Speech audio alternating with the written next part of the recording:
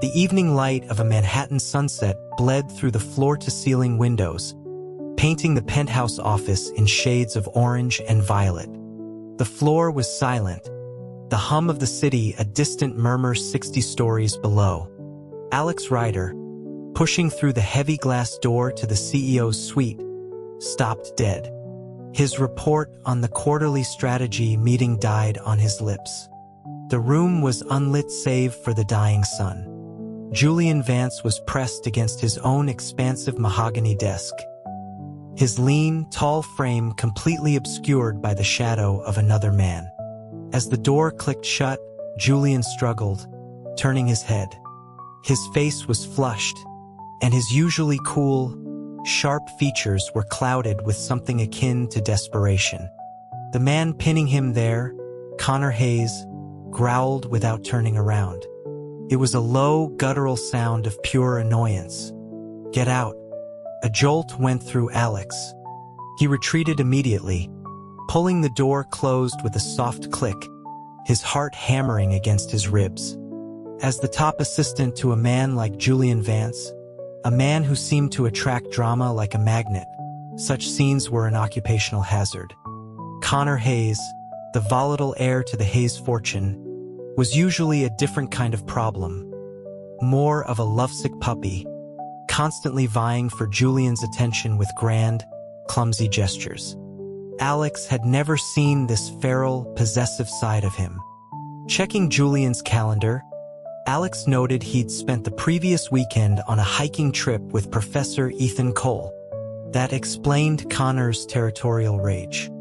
Alex gathered his belongings from his own desk in the antechamber, eager to escape the charged atmosphere. He cast one last glance at the closed office door. The image of Julian's strained expression was difficult to shake. Alex told himself it wasn't his place. He was an employee, a facilitator, not a player in the complex games of his boss's personal life. Downstairs, the building's marble lobby was abuzz.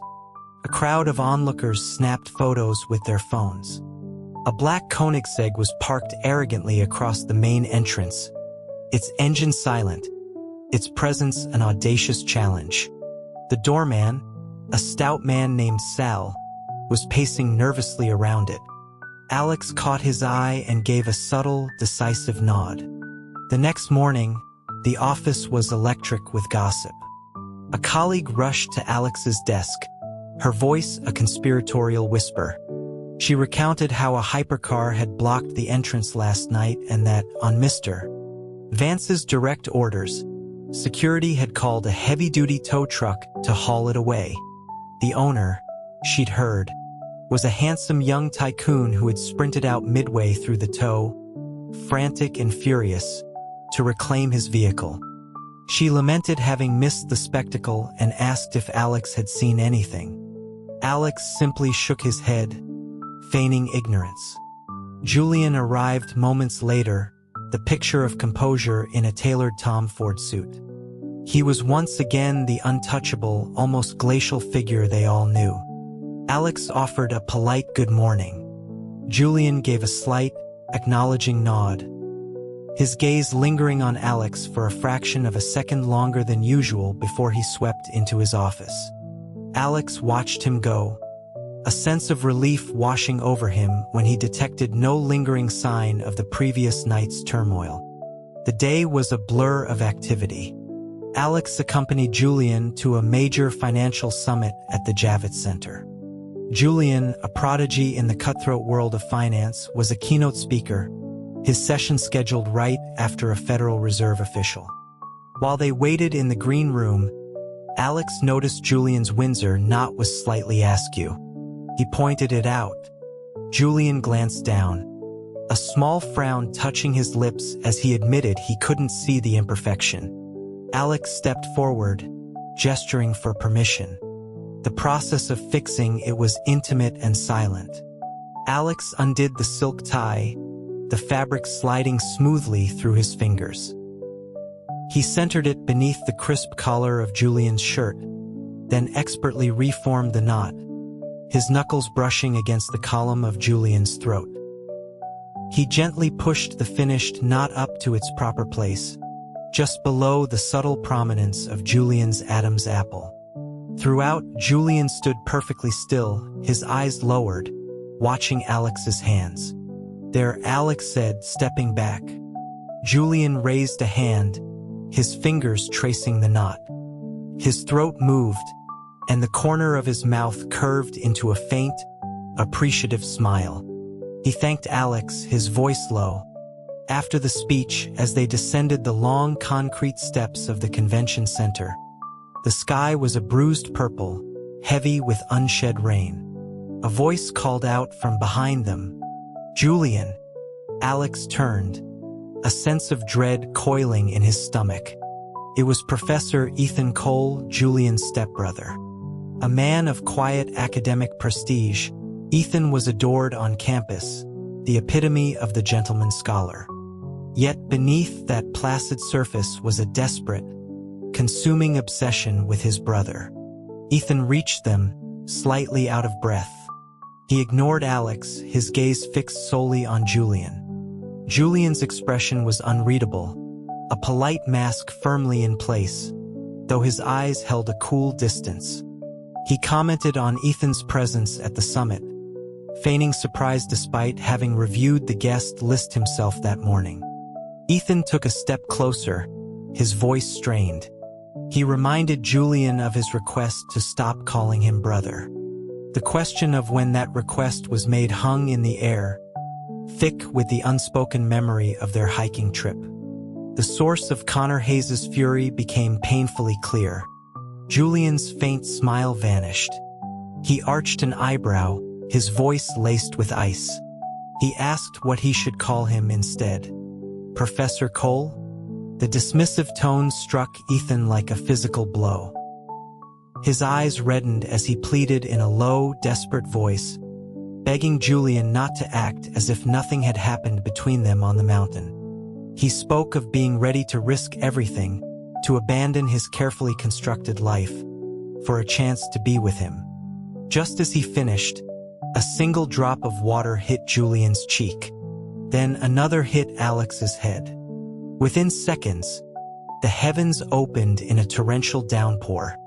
Alex quickly opened the large black umbrella he carried, holding it over Julian. Across from them, Ethan was instantly drenched, his bespoke suit soaked through. But he didn't move, his pride stripped away, leaving only raw, pleading vulnerability. Julian, though his own suit was darkening with rain, remained serene, the one in complete control of the situation. Alex, holding the umbrella, felt the water soaking his own left shoulder. Julian glanced over, his gaze falling on Alex's wet sleeve. He then turned back to Ethan, his beautiful, cold face hardening with impatience. He stated that, out of respect for their past, he would overlook what had happened. He would forget the words just spoken. From now on, their relationship had only two possibilities: brothers or strangers. He told Ethan to choose, making it clear he would accept either outcome. Without waiting for a reply, he turned to Alex and said, "Let's go." Alex shielded him down the remaining steps and into the waiting Maybach. Through the rain-streaked rear window, Ethan Cole was a solitary, unmoving figure, a stone about to be swallowed by the storm. Alex wondered if this break was happening too soon according to the narrative that sometimes played out in his head. The details were hazy, years old now. The car's heating system blasted warm air, but Alex, soaked to the bone, couldn't suppress a violent sneeze. From the other side of the spacious back seat, Julian's voice was quiet. "Alex." He turned. Julian was holding out a thick cashmere blanket. Alex hesitated, remarking that Julian must be cold as well. In the warm, insulated quiet of the car, with the world outside a gray, chaotic blur, Julian's dark eyes were unusually clear and steady. He said, with a hint of dry humor, that Alex's well-being was a matter of corporate efficiency. Though his demeanor was often distant, Julian had a way of delivering these small, almost imperceptible kindnesses. It was a trait that, combined with his natural charisma, made people want more than he was willing to give. Alex accepted the blanket with a murmur of thanks and discreetly turned up the heat. The storm was relentless. The city's drainage systems were overwhelmed, and soon they were caught in a gridlock caused by a flooded underpass. A board meeting was hastily moved online. An hour and a half later, the meeting was over, but the traffic hadn't budged. Famished and still in damp clothes, Alex was finalizing the meeting minutes when he looked up and found Julian watching him. It seemed to be happening more and more often lately. Julian leaned forward and instructed the driver to take them to his home first. His penthouse in Tribeca wasn't far. He claimed he needed to pick up some sensitive files and asked Alex to come up with him. The apartment was immaculate and silent, cleaned that morning by a housekeeping service but devoid of any personal warmth. Alex had been here before, delivering documents late at night or 2 or 3 years ago. On a similarly stormy night when an old leg injury had flared up, long before the current drama had begun. He tried to maintain a professional distance, but as he followed Julian into the cavernous walk-in closet, he couldn't help but be dazzled by the rows of Patek Philippe and Audemars Piguet watches glinting under the recessed lighting. Julian turned and handed him a neatly folded stack of clothes, a soft cashmere sweater and comfortable trousers. He told Alex they were for him, instructing him to take a hot shower. Alex was confused, reminding Julian they were there for documents. Julian looked at him for a long moment, then reached out and gently touched a strand of Alex's hair, still damp and plastered to his temple. A scent of damp earth and moss, like a forest after rain, clung to his wrist. As his fingers brushed the shell of Alex's ear, Alex flinched involuntarily. Julian withdrew his hand smoothly, tucking it into his pocket. He raised an eyebrow, a hint of amusement in his voice. He explained that if he hadn't used the pretense of work, Alex would never have agreed to come inside. He needed his best asset in working order, not out on sick leave. Alex relented. Julian then insisted he eat several small pastries from a plate on the counter before letting him go, worried he might faint from hunger. The bathroom was a study in minimalist luxury. Alex stood under the rainfall showerhead for a long time, letting the hot water chase away the chill. When he emerged, wrapped in a thick towel, he found Julian at the kitchen island, pouring a glass of water. He too had just showered.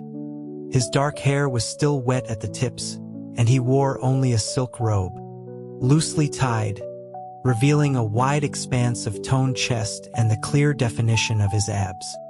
As he tilted his head back to drink, his throat moved, a starkly sensual image that made a hot flush creep up Alex's neck. In a suit, Julian was elegant and lean. Alex had almost forgotten the powerful physique that lay beneath the bespoke tailoring. Julian lowered the glass, his eyes finding Alex's. He saw the blush, and his expression became knowing, profound. Alex quickly looked away, flustered, just as the electronic chime of the front door's smart lock echoed through the apartment. Julian's brow furrowed. Alex froze, then felt a surge of pure panic. He was in Julian's apartment, wearing Julian's clothes, while Julian was in nothing but a robe. Given his boss's talent for attracting volatile, dramatic confrontations, this scene was a catastrophe waiting to happen. There was no time to run back to the bathroom. The lock clicked open. In a single, desperate motion, Alex lunged forward and slid under the massive marble kitchen island just as the door swung inward.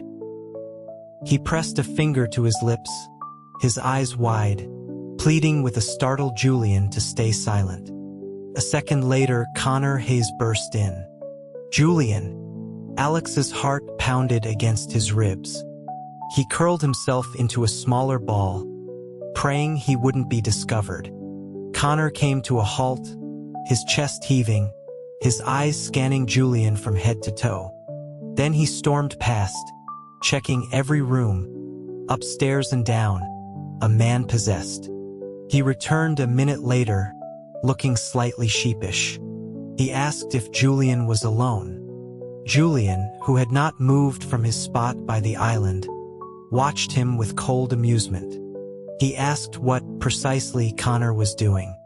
Connor's face reddened, and he stammered an explanation. He'd heard Julian had run into Ethan Cole and had been worried. Worried that his own violent outburst the day before hadn't been enough of a deterrent. Julian's voice was dangerously quiet. "Get out."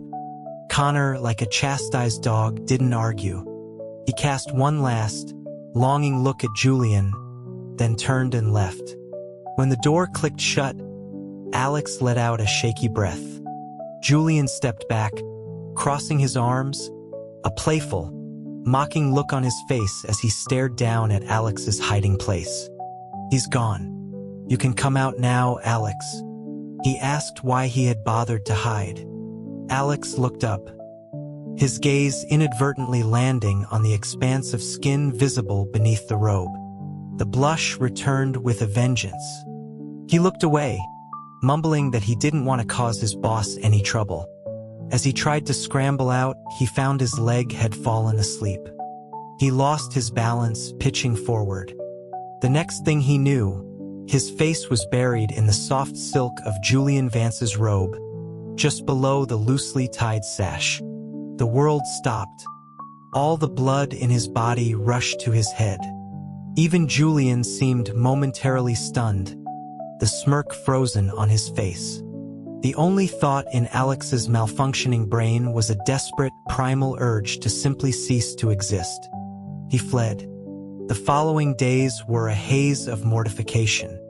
The memory of the incident felt like a physical brand on his skin. Thankfully, Julian worked from home the rest of that afternoon.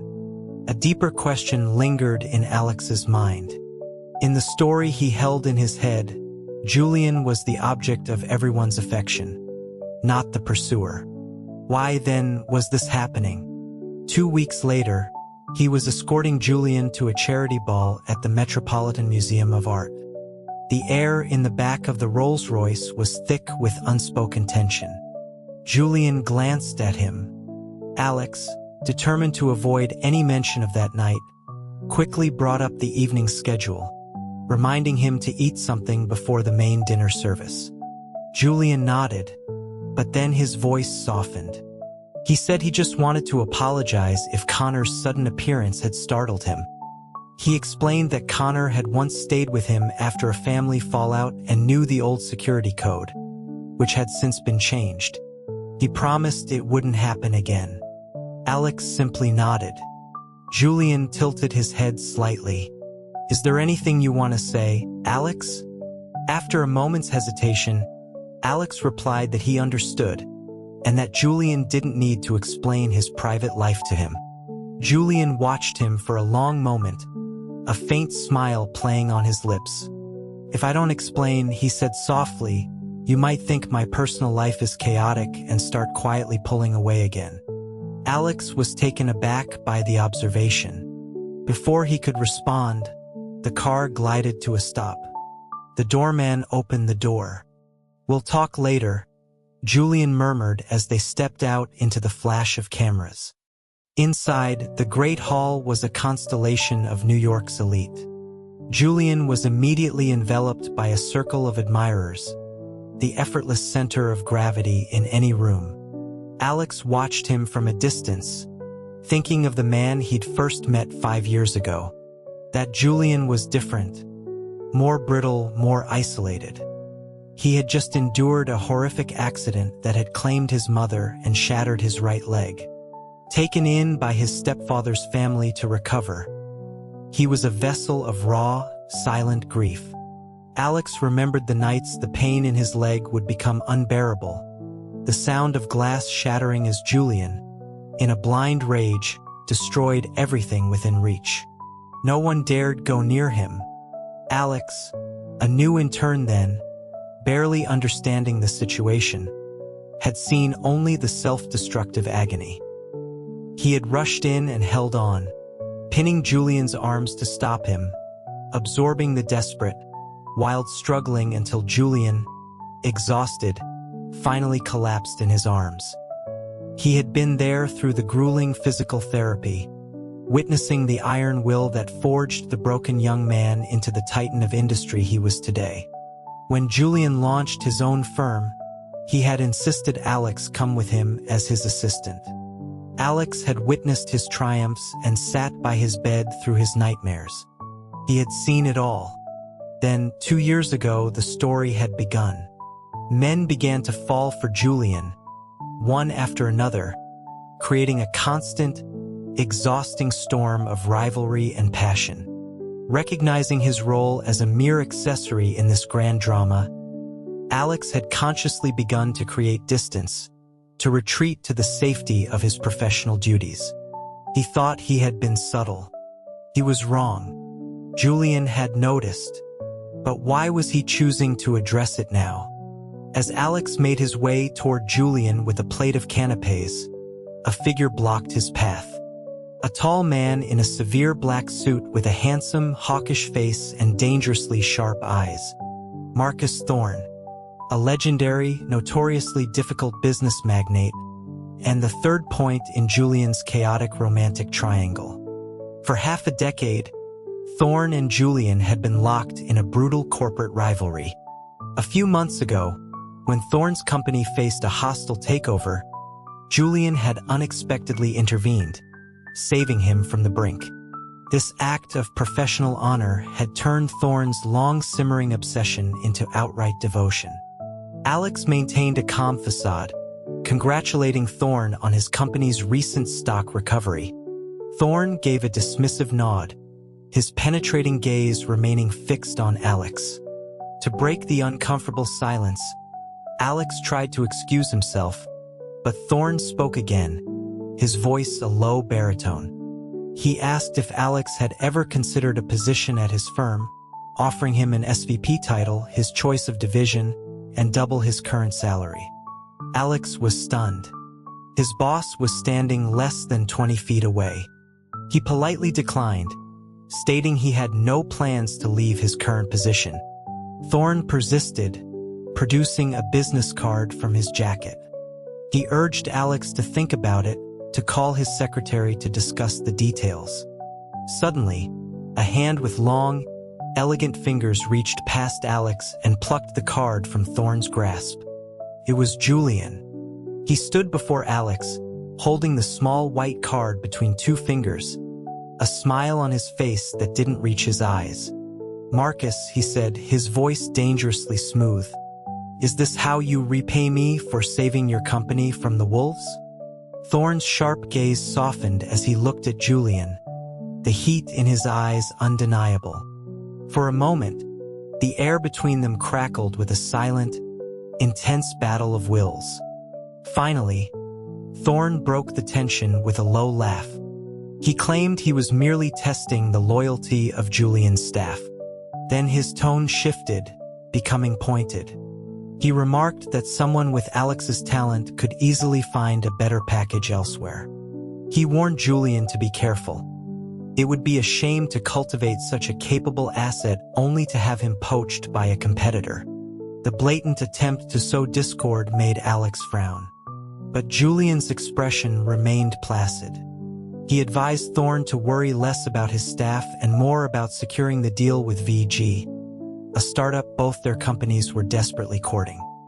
Thorne's expression flickered for a second before he recovered, his admiration for Julian only deepening. He raised his glass in a mock toast and excused himself. Once he was gone, Julian turned and casually dropped the business card into a half-empty glass of red wine on a nearby table. The white card instantly bled crimson. His profile was cold, hard. Alex knew that, despite his calm exterior, Thorne's words had hit their mark. It was true. Headhunters had been contacting him for years, offering staggering sums. Each time, he had refused without hesitation. Julian was more than a boss. He was a mentor who had given him endless opportunities to grow. But after Thorne's pointed reminder, would Julian still trust him implicitly? A seed of doubt, once planted, was a difficult thing to uproot. Alex started to speak, intending to make a light-hearted joke about a raise to diffuse the tension. Julian turned to him, his brow smoothing, the sharp edges in his gaze softening as they landed on Alex. The words died in Alex's throat. Instead, an earnest declaration of loyalty came out. "Julian, I'm not going anywhere. I still have so much to learn from you." Julian looked at him, and a real, though melancholic, smile touched his lips. For the rest of the evening, he seemed distracted and drank more than usual. One moment he was the picture of charm and control, networking with effortless grace. The next, he turned to Alex, his grip tight on his arm, and whispered, "The car. Now." In the back of the Rolls, Julian downed an entire bottle of water before leaning his head back and closing his eyes. He fell asleep on the drive back to his penthouse. Not wanting to wake him, Alex quietly told the driver to circle the block. The quiet, tree-lined streets of Tribeca slid by. The scent of night-blooming jasmine drifted through the open window. Listening to the steady rhythm of Julian's breathing, Alex felt a rare sense of peace and drifted off himself. He awoke with a start to find the car parked in front of the building. He turned and met Julian's gaze. He was awake, leaning against the seat, simply watching him. In the dim light of the car, his eyes, still heavy with drink and sleep, held a startling tenderness. Alex felt a flush of embarrassment, asking why Julian hadn't woken him. "I didn't want to," Julian murmured, his voice husky. He insisted he could make it upstairs on his own, but his confident stride faltered after only a few steps, his body swaying dangerously toward a decorative fountain. Alex rushed to support him. Inside, Julian loudly and clearly announced each number of the security code as he punched it in. Alex clamped a hand over his mouth, hissing at him to be quiet. Julian looked down at him and nodded obediently. Alex removed his hand, and he remained silent. Sober, Julian was a force of nature. Drunk, he was manageable. A strange, exhilarating thought crossed Alex's mind. He guided him to his bedroom and was about to make a quiet exit when he felt a tug on his sleeve. Julian's eyes were half open, his long lashes casting shadows on his cheeks. "Alex," he slurred, his voice thick with sleep and alcohol. "Don't go." The use of his first name, so rare and unexpected, made Alex's heart stutter. He hesitated, then slowly sat on the edge of the bed. He reached out, his hand awkwardly patting Julian's chest in a clumsy, comforting gesture. "Sleep," he whispered. "I'm here." Julian looked at him. Then his gaze drifted to Alex's other, empty hand. Alex sighed in resignation and gently placed his free hand over Julian's eyes. A long, shuddering breath escaped Julian's lips, his entire body relaxing into the mattress. Alex could feel the warmth of his skin, the slight tremor of his exhale against his palm. His own heart was racing. Every rational thought told him to leave, but his body refused to move. He waited, listening as Julian's breathing evened out into the deep, slow rhythm of sleep. He found himself looking around the room. The furniture, the layout, it was exactly as it had been 3 years ago, on that other rainy night when he had sat by this same bed, waiting for a doctor to arrive. Felt like a lifetime ago. The next morning at the office, Julian seemed perfectly normal. He called Alex into his office after a meeting and assigned him a new, high-stakes strategic project, making him the lead. Alex was surprised, wondering aloud if this was a kind of golden parachute before being sidelined. Julian raised an eyebrow. Do you really have such a low opinion of me, Alex? He then became serious. I have never considered this firm to be the final destination of your career. I have no intention of holding you back. But as long as you work for me, your success will remain one of my primary responsibilities. So don't worry. The sincerity in his voice nearly brought tears to Alex's eyes. He nodded fiercely, his loyalty swelling into an almost painful knot in his chest. As he was leaving, Julian stopped him. He opened a drawer and slid a small, elegant jewelry box across the desk. He said it was a small thing he'd picked up in Hong Kong and wondered if Alex would like it. Inside was a beautiful antique gemstone brooch. Alex immediately tried to refuse, insisting it was too valuable. Julian assured him the stones were merely glass, not worth much. When Alex still hesitated, Julian said if he didn't like it, he'd just have to throw it away. At that, Alex relented, accepting the gift with embarrassed thanks. Wear it to the Vance Corporation's 50th anniversary gala, Julian said as an afterthought. You'll be accompanying me. It was only when Alex was back at his desk that the full weight of the upcoming event hit him. The anniversary gala. In the old story, this was a pivotal, disastrous night. All three suitors would be there. A bitter rivalry would culminate in someone drugging Julian's drink. In that narrative, Julian had feelings for all of them, and the drug was merely a catalyst. But the Julian he knew seemed to have no romantic interest in any of them. Why was this happening now? Worse, he couldn't remember who the culprit was. The night of the gala, the ballroom of the hotel was a sea of glittering chandeliers and black tie attire. Alex stayed close to Julian, a self-appointed guardian of his boss's integrity. The first person they saw was Julian's stepfather, the chairman of the board, who waved them over. Julian excused himself to greet him, and Alex used the opportunity to survey the room for his three suspects. He spotted Ethan Cole first, nursing a drink in a shadowy corner, looking utterly defeated. He seemed too lost in his own misery to be capable of any malicious plotting. Alex mentally crossed him off the list. A hand clapped him on the shoulder. It was Connor Hayes, looking impatient. "Where's your boss?" Alex immediately became guarded. Connor's eyes narrowed, but then his gaze dropped to Alex's lapel. "That brooch," he said, frowning. "It looks familiar." His attention was completely captured by the gift from Julian.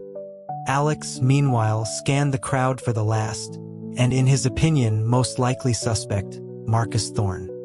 Just as he spotted Thorne entering the ballroom, Connor's tone sharpened. "Where did you get that?" "A souvenir from Hong Kong," Alex answered dismissively. "My boss let me borrow it." Connor's head snapped up.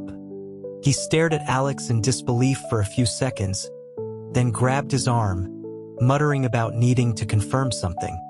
He began dragging Alex across the room, ignoring his protests. Alex saw Thorne moving through the crowd, heading directly for Julian. A sense of urgency gripped him. He tried to pull away, but Connor's grip was like iron. He hauled Alex in front of the drunken Ethan Cole. "Hey," Connor said rudely. "Look at the brooch this guy is wearing. Isn't that the one Julian spent $30 million on at the Christie's auction in Hong Kong?" Alex froze. Connor, getting no response from the dazed professor, picked up a glass of champagne and splashed it in his face. Ethan sputtered, his eyes slowly focusing. He looked at Connor, then at Alex, his gaze locking on the brooch. A flicker of understanding, then deep pain, crossed his face. He looked up at Alex. "Julian gave that to you?" Alex nodded, feeling completely bewildered. A bitter, broken smile touched Ethan's lips. "I should have known. Is it the one or not?" Connor barked. "It's the one," Ethan said softly, The fight seemed to drain out of Connor. He stared at Ethan, then back at Alex. Alex looked down at the brooch. The multicolored stones glittered under the ballroom lights, radiating an expensive, undeniable brilliance. $30 million. Julian had told him it was glass. Connor's grip on his arm loosened. Alex didn't hesitate. He pulled free and raced back to where he'd last seen Julian, but both he and Marcus Thorne were gone. Alex pulled out his phone. Julian's number went straight to voicemail. A cold sweat broke out on his back. The absurd plot was actually happening.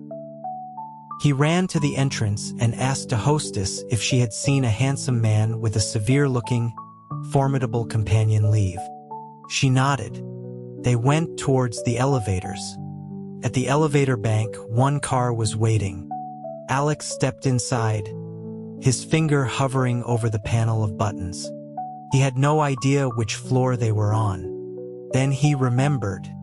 He quickly dialed a number from his contacts. After 5 rings, a man's voice answered. Eric speaking. Eric, Alex said, keeping his voice steady. This is Alex Ryder. I have the documents, Mr. Thorne was waiting for. I forgot to ask which suite he's in. There was a brief pause. The penthouse suite. East Wing, the assistant replied. Do you need me to come down? No, thank you, Alex said, hanging up. He swiped his own hotel master key and pressed the button for the top floor. As the elevator ascended, he stared at the flashing numbers, a nauseous knot of anxiety in his stomach. A voice in his head screamed, faster, faster. He clutched the brooch on his lapel, the sharp edges of the settings digging into his palm. The doors chimed open. He sprinted down the plush corridor to the double doors of the penthouse suite. They were closed. He took a deep breath and knocked. In the brief moment of waiting, he noticed the fire axe in its glass case on the wall. Just as he considered breaking the glass, the door opened. He burst inside, shouting Julian's name. The word died in his throat. He was in a living room with 3 men. Julian sat between Marcus Thorne and an older man who was clearly a banker. They were all perfectly dressed. On the coffee table between them were several signed contracts. They were in the middle of a high-stakes negotiation for a bank's controlling shares, a meeting that had been secretly put back on Julian's calendar. All their phones were turned off and piled on a side table for security. Facing their bewildered stares, Alex quickly composed himself. My apologies for the intrusion, gentlemen, he said, his voice a mask of calm professionalism. I've just been informed by hotel security that this suite missed its last security sweep. For confidentiality, I must insist you relocate to another room immediately. The ruse worked. Even Thorne didn't question it. As they moved, Julian hung back, watching Alex with an unreadable, almost amused expression. Alex felt a desperate urge for the floor to swallow him whole. After the deal was done and they had seen Thorne and the banker off, they were alone in the hallway. Thorne glanced at Alex as they waited for the elevator. Nice brooch, he said dryly. Thank you, Alex mumbled. Thorne's lips twisted into a smirk. I should be thanking you. We were at a complete stalemate before your interruption. After we moved rooms, Julian suddenly became remarkably agreeable. It was almost as if he was in a hurry to get rid of us. He looked at Alex, his sharp eyes probing. You don't know anything, do you? I hope, for your sake, you never do. After Thorne was gone, Alex returned to the suite to find Julian sitting on the sofa, looking through a folder. He looked up as Alex entered. Alex, sit. Looking into his eyes, Alex felt a sudden wave of panic. He made a clumsy excuse about needing to handle something downstairs. Before you go, Julian's voice stopped him at the door. Can I ask you a question?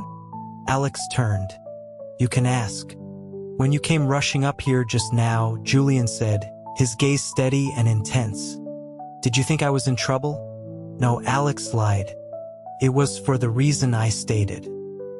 He would never admit to such an unfounded, unprofessional panic. Julian nodded slowly. All right, then let me ask you another question. Why did you have Sal call me about Connor's car that night? You've always been so indifferent to my personal affairs. Alex was speechless. What could he possibly say? That it was meddling? That he wouldn't do it again? Are you that protective of all your colleagues? Julian pressed, his voice quiet. Or is it just me? You're my boss, Alex said, the words feeling flimsy and inadequate. And so? Julian waited. Alex was silent for a long time. Finally, he spoke. Do you remember 2 years ago you fired an intern from NYU? Julian frowned, clearly having no memory of it. For what reason? You found out he had feelings for you that went beyond a professional relationship. Julian stared at him, the pieces clicking into place. That's why you pulled away from me. I didn't pull away, Alex countered. I just returned to my proper place. And that's not pulling away? The room was silent again. Then Julian spoke. I remember now. The kid who was going through my trash? We almost had him arrested for corporate espionage before we realized he was just collecting my used tissues. He looked at Alex, his expression a mixture of exasperation and something else, something much warmer. Alex, if I didn't know better, I'd think you were trying to punish me for that. Alex muttered under his breath that the principle was the same. An employee falling for a charismatic boss never ended well. That intern's fate was just a particularly extreme cautionary tale. What are you mumbling? Nothing. Julian sighed, a look of profound weariness on his face. Can we be honest for a moment? I am being honest, Alex insisted, frustrated. What is it you want me to say? Julian didn't hesitate. I want to hear you say you were worried about me, that you care about me. I want to hear you say my name again. Alex stared at him, his mouth dry. Julian's voice softened. Alex, you like me too, don't you? For a moment, Alex felt the world tilt on its axis. The $30 million brooch, the shared car rides, the manufactured excuses. It wasn't a plot from some half-remembered story. It was real, and it was happening to him. This was a confession. His heart felt like it was going to beat its way out of his chest. He saw that Julian, for all his composure, was gripping the folder in his hands so tightly his knuckles were white. He was nervous too. Alex felt a wave of dizziness. He had a tendency to say absurd things when he was flustered. Is this some new corporate strategy to ensure employee loyalty? Self-sacrifice of the CEO? A genuine, startling laugh escaped Julian's lips. A limited-time offer. Exclusively for you. The contract is for life. The opportunity is on the table, Alex. Are you going to take it? He watched Alex, his eyes full of a gentle, unwavering warmth. He stood up. Come here.